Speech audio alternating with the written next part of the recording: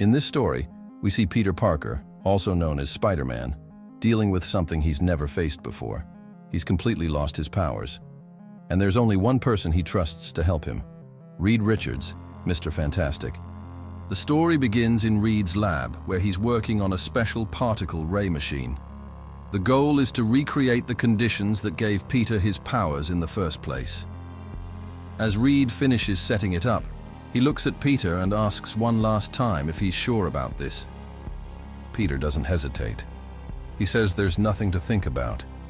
The day he first got his powers, he ignored the responsibility that came with them, and someone died because of it. He won't let something like that happen again.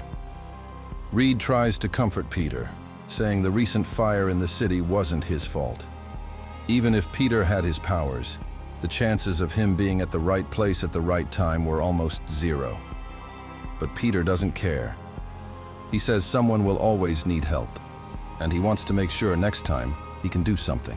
Reed nods and starts the machine. The particle ray turns on and hits Peter. He screams in pain. It's intense. Reed checks the monitors, but nothing is changing. Everything looks flat and normal. Worried, Reed asks Peter to think back to when he first got his powers. Was anything else strange that day? Through the pain, Peter says he remembers crying. The other kids at school had been bullying him, and he was really emotional. That gives Reed an idea.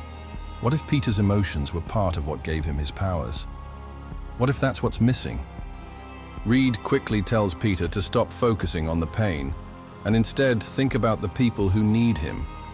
Not just his friends and family, but strangers too. People who won't survive if he's not there. Peter closes his eyes and focuses. He thinks about all the innocent lives that could depend on him someday. He remembers the people he saved before, and the ones he couldn't. That feeling, the fear of letting them down, hurts even more than the pain. Suddenly, an explosion blasts through the lab. Peter is thrown across the room.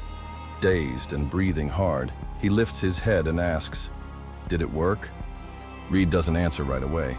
Instead, he asks, "How do you feel?" Peter blinks and says, "Stronger, I think so." Reed checks his vitals. Everything looks good, but there's only one way to be sure.